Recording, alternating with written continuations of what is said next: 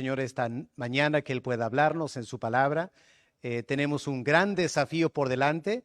Necesitamos prestar atención para que el Señor nos pueda hablar en su palabra. Vamos a orar. Padre amado, gracias por estar aquí juntos esta mañana. Lindo ver la iglesia tan llena, Señor. Padre, venimos para alabarte y venimos también para escuchar tu palabra. Señor, hay tantas cosas que tú tienes que enseñarnos. Padre, muchas veces tenemos nuestra propia agenda, vamos a ti con todos nuestros pedidos, pero también, Padre, tú tienes tu agenda y tú quieres que nosotros prestemos atención a lo que tú quieres.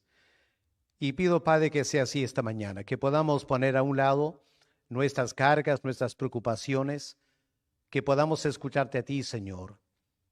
¿Cuál es tu anhelo para este mundo? ¿Cuáles son las órdenes del Señor Jesús? Y Padre, pedimos que tú nos ayudes a prestar atención y aplicar a nuestras vidas lo que tú quieras decirnos. En el nombre del Señor Jesús te lo pedimos. Amén. Hermanos, seguimos esta mañana estudiando el libro de los Hechos. Recién empezamos la semana pasada y esta mañana vamos a estudiar versículos 6 al 11. Y los que conocen algo de la palabra de Dios sabrán que aquí en este pasaje tenemos ese texto tan fundamental para nuestra iglesia como es el versículo 8. El versículo 8 presenta el desafío de la gran comisión, la tarea misionera que tenemos por delante. Ahora, podría ser que algunos de nosotros pensamos, pero pastor, ya conocemos esto, lo hemos escuchado tantas veces. ¿Por qué predicar otra vez sobre la gran comisión? Y la verdad, hermanos, es que nos hace falta escuchar otra vez de la gran comisión, porque somos personas que nos distraímos fácilmente. Fácilmente podemos ser distraídos.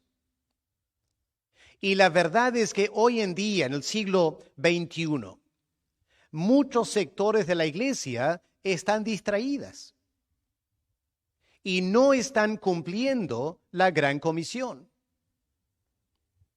Miren versículo 6, porque en versículo 6 ya tenemos una área de distracción. Miren la pregunta que los apóstoles hicieron. El Señor estaba por volver al cielo. El Señor estaba encargando a ellos la tarea de predicar el evangelio en todo el mundo, pero miren el pensamiento de estos apóstoles. ¿En qué estaba? Versículo 6. Entonces los que se habían reunido le preguntaron, diciendo, Señor, ¿restaurarás el reino a Israel en este tiempo? ¿Qué había detrás de esa pregunta? Había no solo un interés espiritual, había también un interés político. Los apóstoles habían dejado todo para seguir a Cristo, convencidos de Jesús de Nazaret era el Mesías. Por lo tanto, a la luz del Antiguo Testamento, si Jesús de Nazaret era el Mesías, lo que el Mesías iba a hacer era establecer su reino. ¿Y qué es lo que el reino necesita?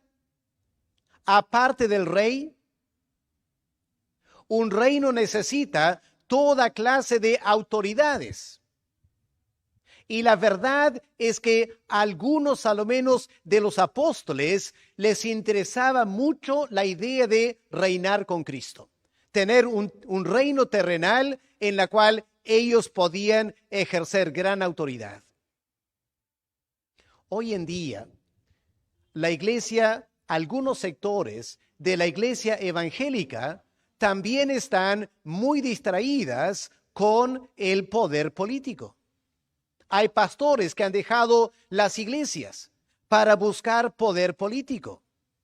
Y la iglesia termina distraída de la gran comisión en este afán, un interés por la política. Pero si miramos el versículo 10, vamos a ver una segunda distracción. Bueno, versículo 9. ¿Qué leemos en versículo 9? Y habiendo dicho estas cosas, viéndolos ellos, fue alzado y le recibió una nube que le ocultó de sus ojos. ¿Puedes imaginar esa escena? ¿Cuántas personas estaban presentes ahí? Estaban los apóstoles más otros creyentes. Digamos más o menos unas 60, 70 personas. Y ahí está el Señor hablando con ellos. Cuando de repente algo raro le pasa al cuerpo de Cristo, empieza a levantarse. ¿Se imaginan lo que los apóstoles pensaron en ese momento? No es todos los días que tú ves un ser humano levitándose, ¿no es cierto? Se va levantando de la tierra, sus pies ya no están tocando al piso. Y no es que está saltando, lo están elevando. Y él sube 5, 10, 15 metros y una nube lo recibe. Y los apóstoles nunca habían visto eso.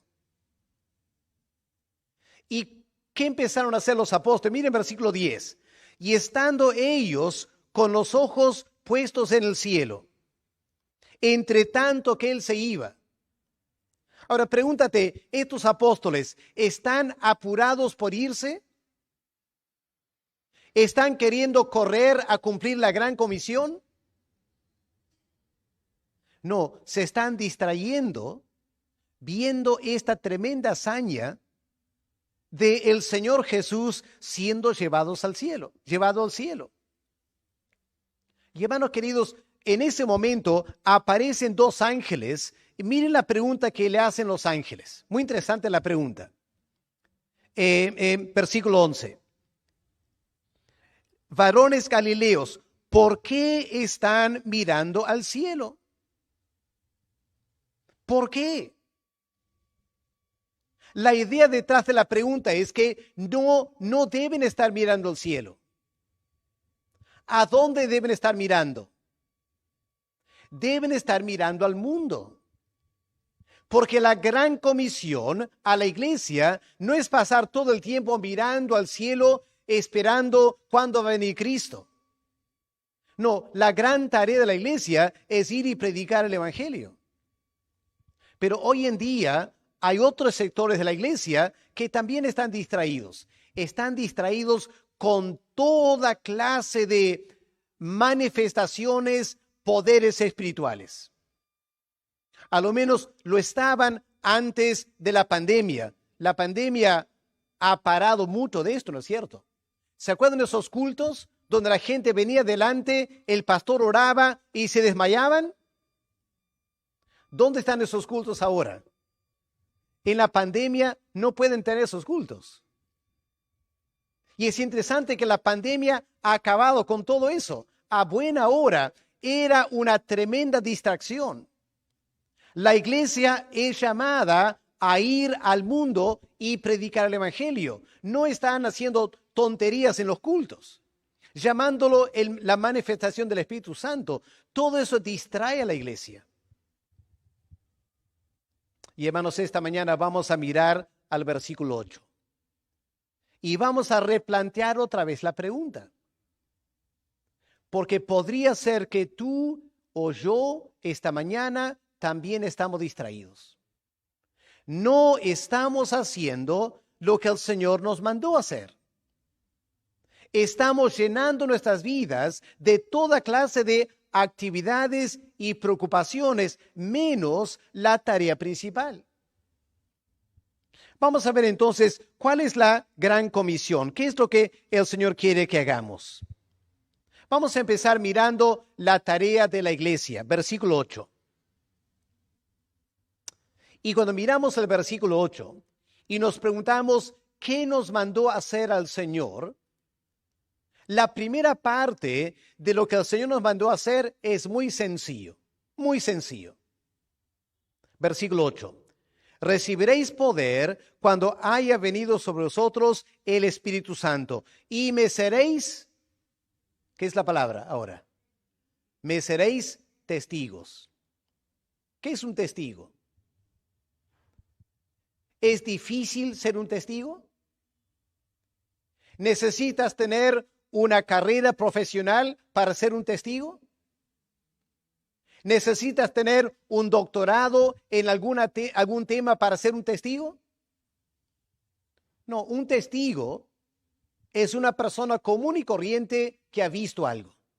Ha visto algo. Y tiene que contar a otros lo que ha visto. Si tú estás andando en un carro y de repente tu carro choca con otro carro, la policía quiere testigos. La policía no te va a preguntar, a ver, ¿usted es profesional? A ver, ¿cuál es su título para que sea un testigo? No, eso no interesa. Lo único que interesa es, ¿has visto algo? ¿Has sido testigo de algo? Cuéntanos lo que has visto. Hermanos, así de sencilla es la tarea de la iglesia. La iglesia es llamada a ser testigos, testigos de Cristo. Pero testigos de Cristo, ¿en qué sentido? En primer lugar, los apóstoles eran llamados a dar testimonio de lo que Cristo había hecho y enseñado, ¿no es cierto? Habían pasado 3 años con el Señor Jesús. Habían visto al Señor Jesús hacer una cantidad enorme de milagros. Habían escuchado al Señor enseñar tremendas enseñanzas. ¿Y ahora qué tienen que hacer? Ser testigos. Contar a otros lo que vieron. Contar a otros lo que escucharon. Entre todo eso, lo más dramático fue la muerte del Señor Jesús. Así que tenían que dar testimonio de la muerte de Cristo. ¿Cómo murió? ¿Por qué murió? Y luego tienen que dar testimonio de la resurrección de Cristo. Eso quizá fue lo más importante. Tenían que dar testimonio de que Cristo había resucitado. Pero básicamente lo que tenían que hacer era dar su testimonio. Y hermanos queridos, esta mañana, esa es la pregunta que tenemos que hacernos. ¿Estamos dando testimonio como creyentes? ¿Cuál es nuestro testimonio? Bueno, es igual que los apóstoles. Vamos a tener que hablar de quién es el Señor Jesús. No tienes que dar toda una explicación teológica, no tienes que explayarte dando muchos detalles. Unas cuantas oraciones más que suficiente para indicar quién es el Señor Jesús, que vino de Dios el Padre para enseñarnos el camino de vuelta al Padre. Y los milagros que él hizo para dar testimonio que realmente era el Hijo de Dios. De eso vamos a hablar, ¿no es cierto? Y vamos a hablar de cómo Cristo murió en la cruz por los pecados y él resucitó al tercer día. Pero hermanos queridos, ¿saben cuál es la parte más importante de nuestro testimonio? La parte más importante. Tenemos que dar testimonio de lo que el Señor ha hecho en nuestras vidas. Así que pregúntate, ¿qué ha hecho el Señor en tu vida? ¿Tienes un testimonio que dar? Porque el testimonio cristiano no es, soy evangélico y voy a la iglesia. Eso no es tu testimonio. Eso es lo que hace cualquier persona religiosa. Tu testimonio, mi testimonio, es cómo el Señor llegó a nuestras vidas. Cómo vivíamos antes de conocer al Señor. Los grandes cambios que el Señor ha hecho en mi vida. Y lo que ahora yo estoy viviendo y experimentando como un creyente. Ese es el testimonio. La pregunta es, ¿estamos contando eso a otros?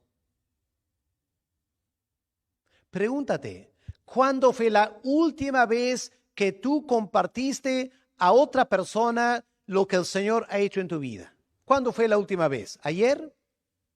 ¿Anteayer? ¿La semana pasada? ¿El mes pasado? ¿El año pasado? ¿Cuándo fue la última vez? Hermanos, a eso somos llamados, a dar testimonio. Hoy en día nadie tiene excusa. ¿Por qué no? Por las redes sociales. Por las redes sociales.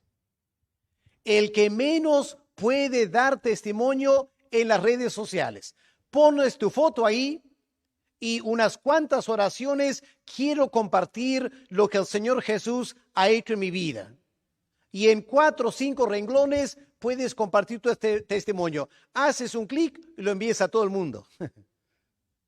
No ha habido un momento más fácil de dar testimonio que hoy en día. Pero ¿cuántos estamos distraídos? Usamos las redes para mostrar este gatito, esta mascotita, este atardecer, este viaje que he hecho. Hablamos de toda clase de cosas en las redes sociales, menos de Cristo. ¿Y nos llamamos cristianos? Hermano, esta es la gran comisión. Y no debemos distraernos. Somos llamados a dar testimonio de lo que Cristo ha hecho en nuestras vidas. Pero, en segundo lugar, el Señor no habla solo de dar testimonio. La pregunta es, ¿dónde vamos a dar testimonio? Miren versículo 8. Y aquí viene el desafío más fuerte. ¿Dónde vamos a dar testimonio? El Señor Jesús lo aclara, ¿no es cierto? Me seréis testigos, en primer lugar, en Jerusalén. En segundo lugar, en toda Judea. En tercer lugar, en Samaria. Y en cuarto lugar, hasta lo último de la tierra. Bueno, eso era la gran comisión para los apóstoles hace 2000 años. ¿Cómo la aplicamos a nosotros hoy en día? Vamos a contextualizar este versículo. Si el Señor nos hablara esta mañana a la Iglesia Alianza Cristiana y Misionera Noroeste, ¿qué diría el Señor? No va a empezar a hablar de Jerusalén, ¿no es cierto? ¿Cuál es nuestra Jerusalén? La ciudad de Trujillo, ¿no es cierto? Estamos viviendo en Trujillo. Así que esta mañana el Señor nos dice como iglesia, deben dar testimonio en Trujillo. Eso ya es un gran desafío, ¿no es cierto? Una cosa es estar aquí en Covicorte, pero el Señor quiere que su iglesia dé testimonio en todo Trujillo. Pero en segundo lugar, el Señor habla de Judea. Para nosotros, ¿qué es el equivalente a Judea? Judea, o mejor dicho, Jerusalén, hace 2000 años, Jerusalén era la capital de Judea. Así que pregunta, hermanos, ¿Trujillo es la capital de qué lugar? ¿Cómo se llama? La Libertad, ¿no es cierto? Así que la Iglesia Alianza Cristiana y Misionera Noroeste debe ser testigo en Trujillo, pero también en la Libertad. Y luego, ¿qué más dice el Señor? Hay que ir también a Samaria. Para los judíos, hace 2000 años, Samaria representaba otro contexto cultural. Otro contexto cultural. Una parte de Palestina que el judío no iba. No le gustaba ir por Samaria. Había mucha antipatía, no se sentía cómodo en Samaria. Pero el Señor dice, aún en esas zonas donde no se sienten cómodos, hay que ir y ser testigos. ¿Cuál sería el equivalente para nosotros, los que vivimos en la costa? ¿Cuál es nuestra Samaria? donde no nos sentiremos tan cómodos viviendo, sería la sierra, ¿no es cierto? La sierra o la selva. Ahora, cuidado, hermanos, ¿ya? Yo sé que algunos dicen, pero pastor, a mí me encanta la sierra. ¿Pero de qué estás hablando? ¿De ir a Cajamarca? El que menos le gusta ir a Cajamarca. Pero Cajamarca es como la costa, ¿ya? Ahí tienes todas las comodidades. Tenemos que pensar en la sierra como el Perú profundo. Y hermanos, cuando yo primero vine al Perú, viví en Tarma. Y de Tarma iba a las alturas. Iba a lugares bien remotos. Iba a lugares como Yuracmayo. Yuracmayo no había luz eléctrica, no había baños, no había agua potable. Y pasaba un fin de semana predicando la palabra en Yuracmayo. En Yuracmayo dormía sobre bolsa de cemento, encima de pieles de animales. Es otra realidad, ¿no es cierto? Eso no es tan cómodo. Volví a Tarma mal del estómago por las cosas que yo comía ahí y el ambiente.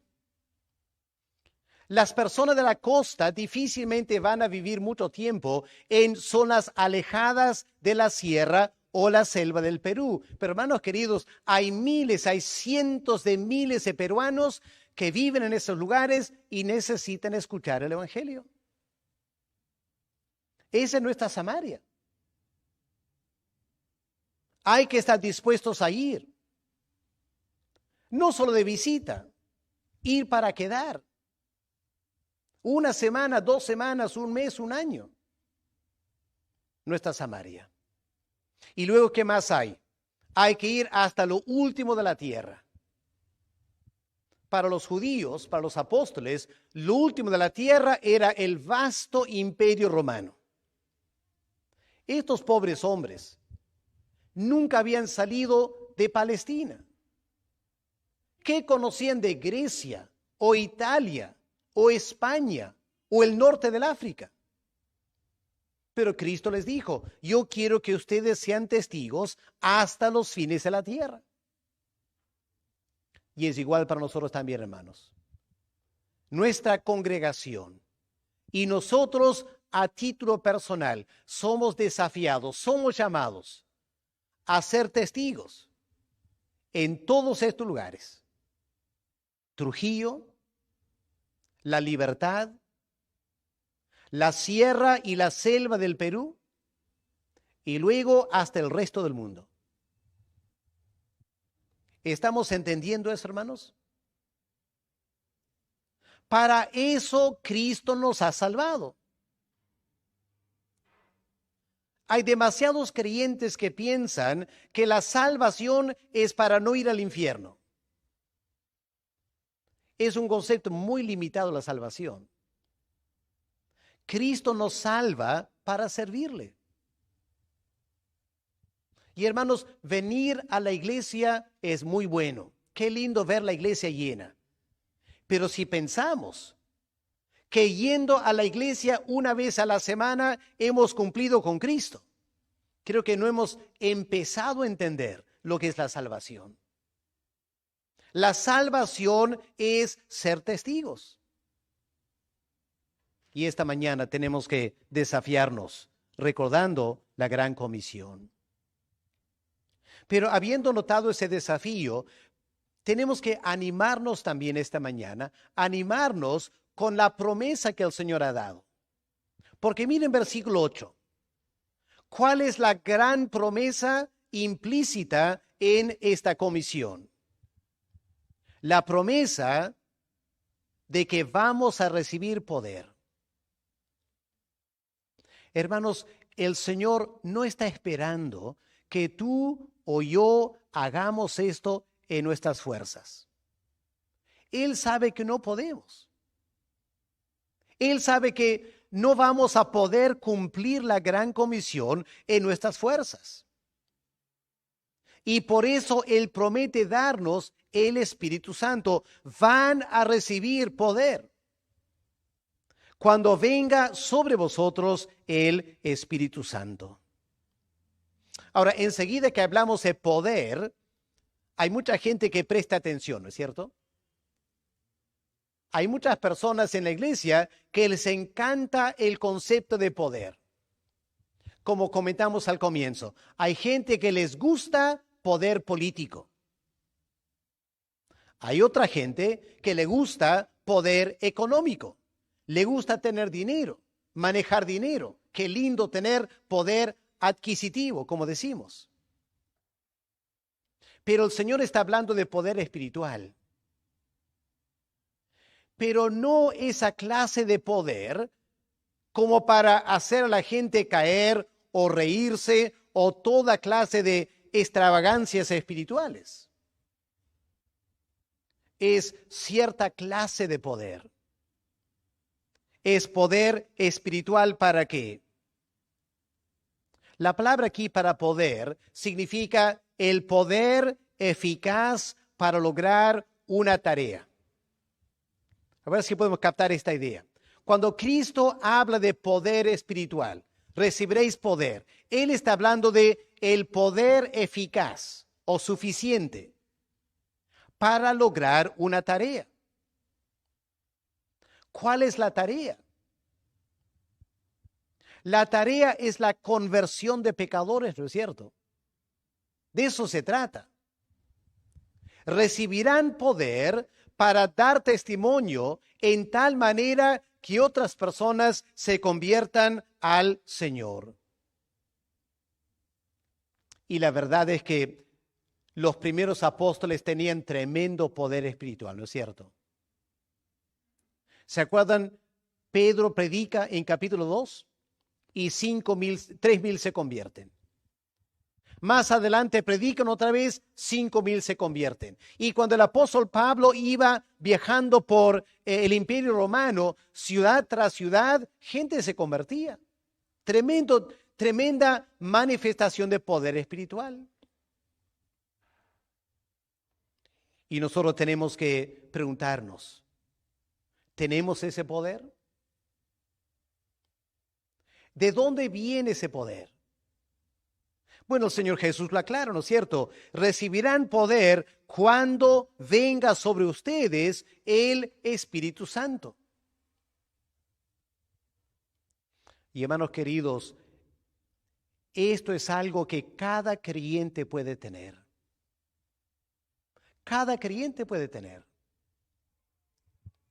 No se trata de tu poder.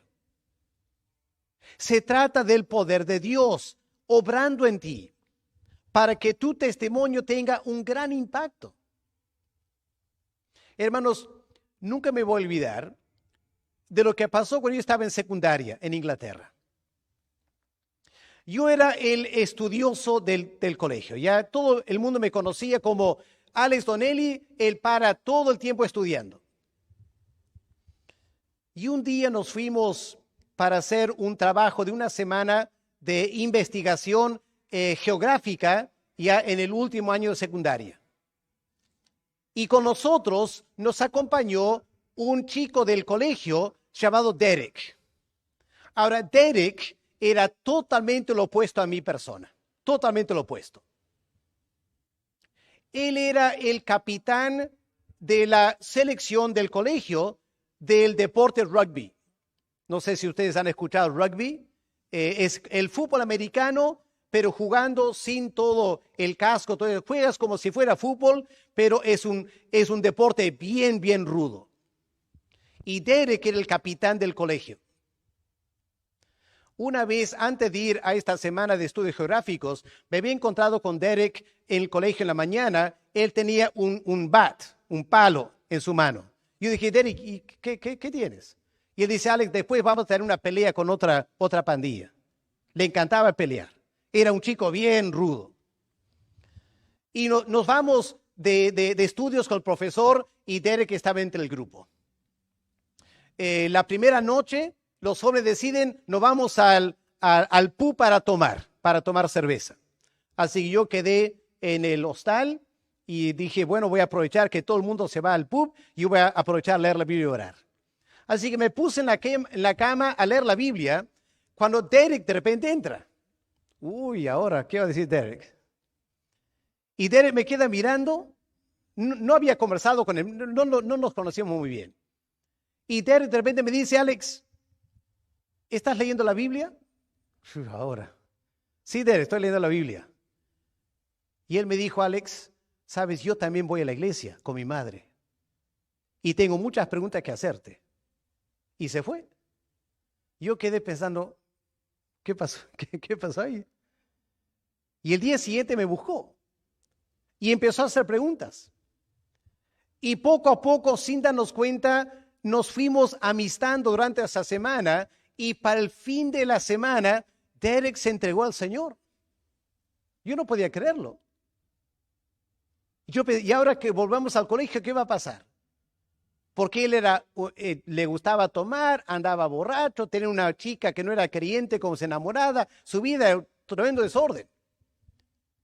Y él vuelve al colegio y empieza a dar testimonio que se había convertido. Rompió con su enamorada, dejó de tomar. Él quería que yo vaya a cada partido de rugby para tranquilizarlo cuando empezaba a pelear durante el partido. Y yo dije, Señor, yo solo le compartí lo que tú has hecho en mi vida.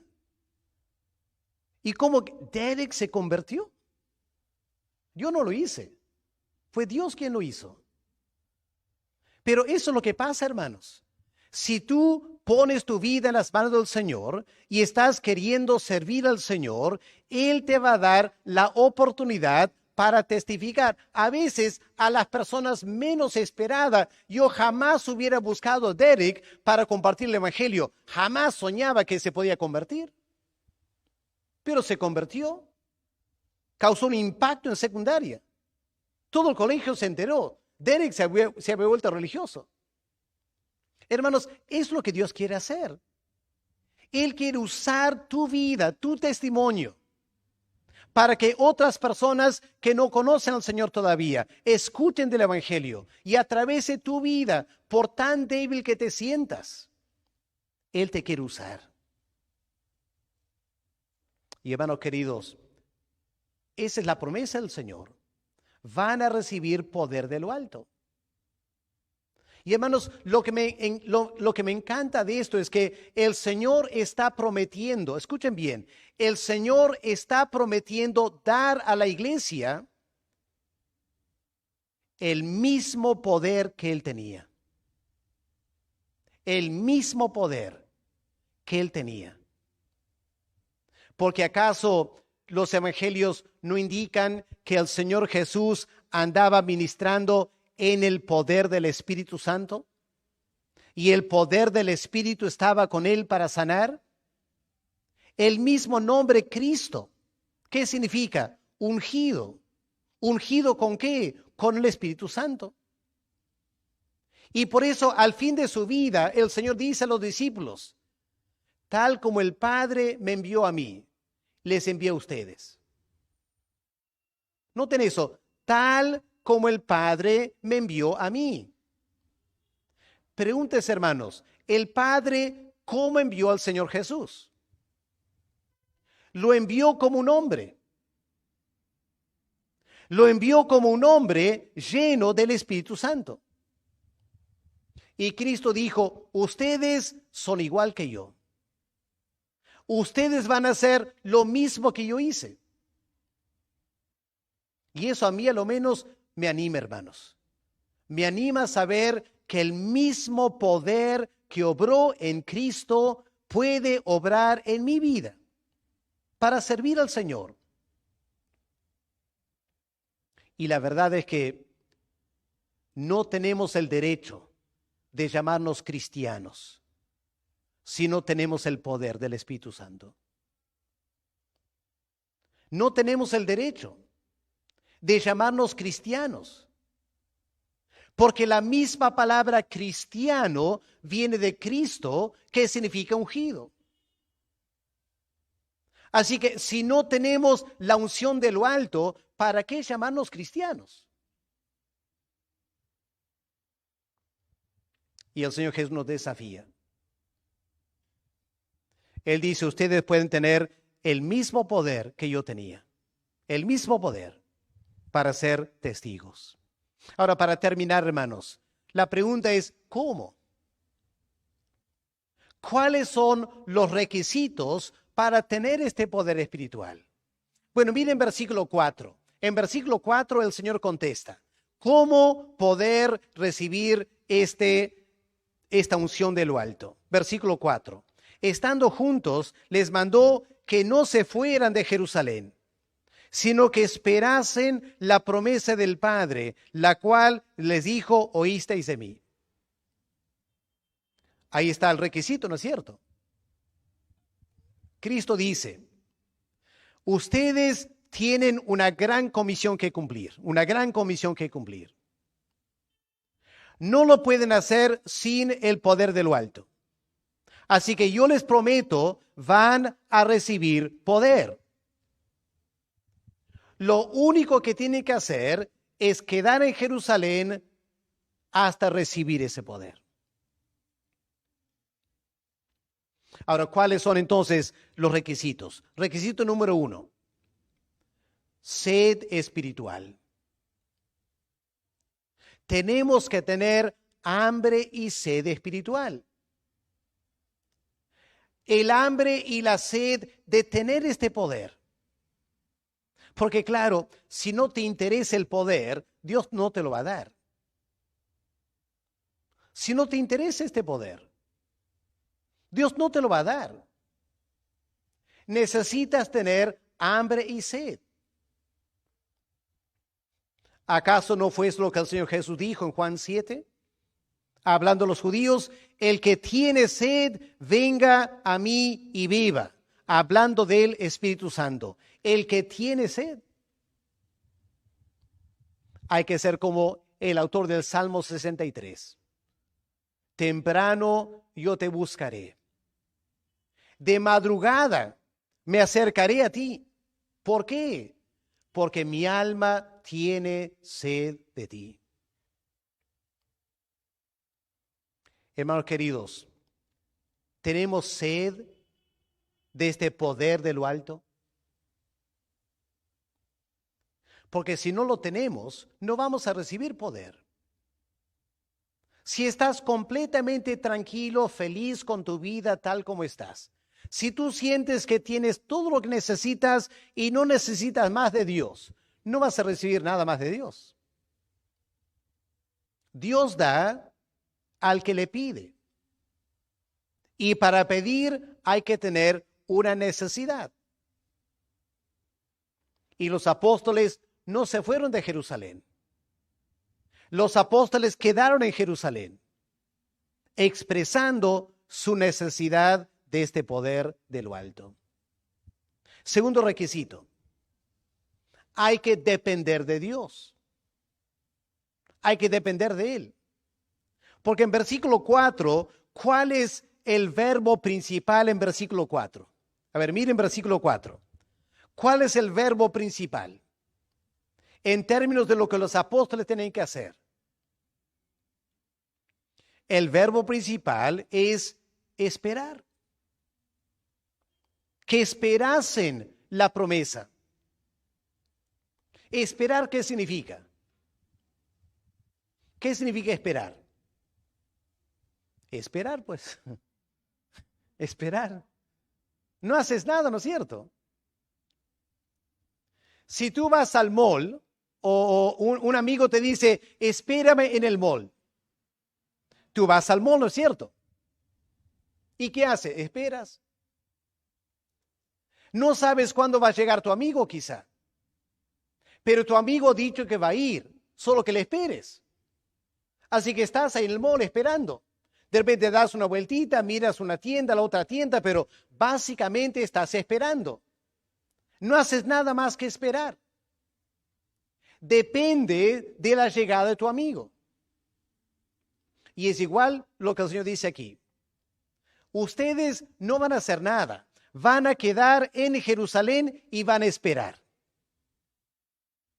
Dios tiene que actuar. Dios tiene que actuar. A veces, hermanos, el gran problema que tenemos es nuestra falta de paciencia. No queremos esperar. en este tema del poder espiritual, de repente, después de una prédica como hoy, pensamos, necesito orar más. Y pasamos un día orando y 2 días orando y no pasa nada en nuestras vidas y nos cansamos de esperar y ya nos olvidamos de todo y seguimos viviendo la vida cristiana como antes. Hay que esperar. Los apóstoles esperaron 10 días. Hubieran esperado un mes si fuera necesario. Cristo no les dijo cuánto tiempo.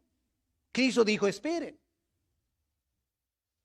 El Señor tampoco nos dice cuánto tiempo hay que esperar nosotros. Lo único que tenemos que hacer es esperar. Esperar con esa sed. Día tras día, ir al Señor. Necesito el poder de lo alto. Necesito el poder de lo alto. Y todos los días, hazle recordar al Señor. Por si acaso, Señor, estoy esperando todavía. Por si acaso, Señor, sigo esperando. Espera. Es lo que Cristo nos manda, ¿no es cierto? Esperen. Pero hay que esperar creyendo a Dios. Este es el tercer requisito. Hay que creerle a Dios. El Padre iba a enviar el Espíritu. Cristo dijo, yo les he dicho de antemano, el Padre les va a enviar el Espíritu. He dado mi palabra. Y los apóstoles quedaron en Jerusalén esperando porque confiaban que Dios iba a cumplir su palabra. Hay que confiar, hermanos. Hay que creerle a Dios. Si Dios ha dicho que lo va a hacer, lo va a hacer. No te dice cuándo. Podía ser esta semana, podía ser la semana que viene, podía ser en 2 meses. Tú no sabes, pero sigue esperando, sigue esperando. Un testimonio de un pastor en Gales del siglo XIX que empezó a clamarle a Dios por poder de lo alto. Y clamaba y clamaba y clamaba y clamaba año tras año y no pasaba nada. Hasta que un día, su testimonio, un día se despertó y se sentía un león. No podía explicarlo. Él despertó un día y se sintió totalmente diferente. Y a partir de ese momento, cuando empezó a predicar, el poder de lo alto vino sobre él, vio centenares de personas convertidas. Esperó y esperó y esperó años.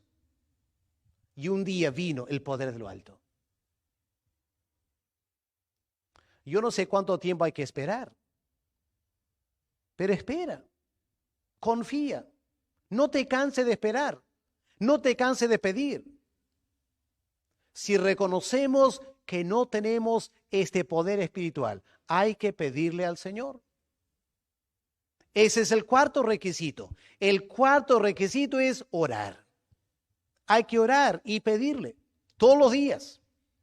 Todos los días hay que pedirle, Señor, lléname del Espíritu Santo, lléname del Espíritu Santo. Él sabrá cómo hacerlo, cuándo hacerlo.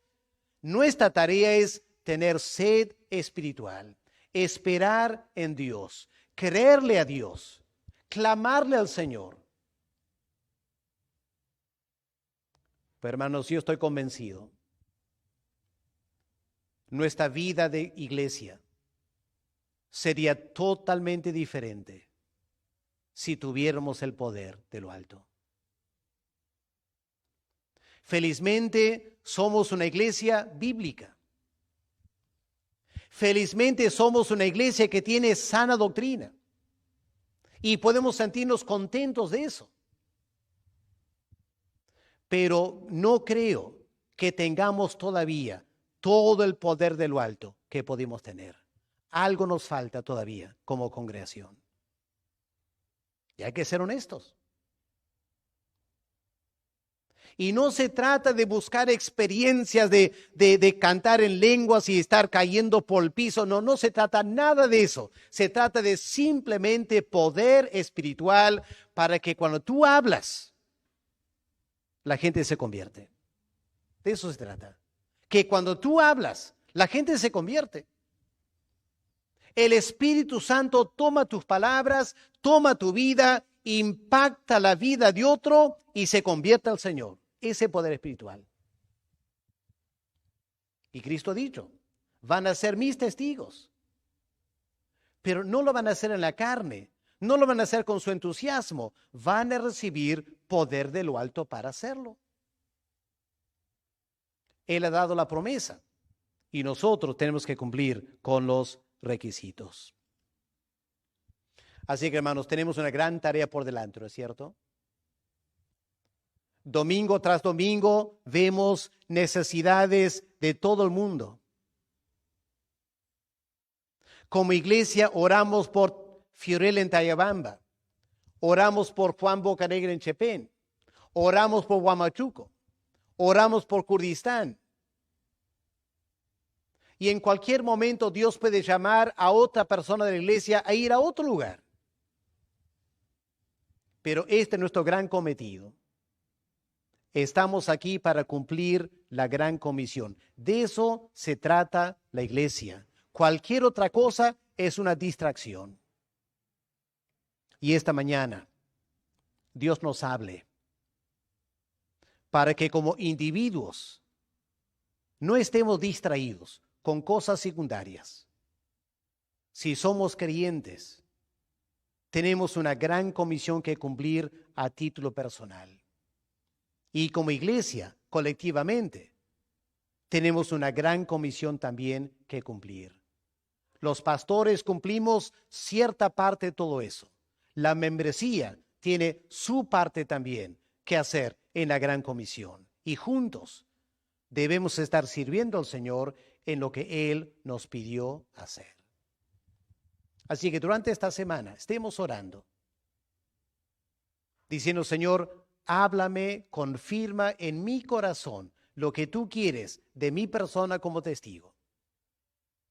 Y háblanos como iglesia, para que como iglesia cumplamos la gran tarea que Él tiene para nosotros.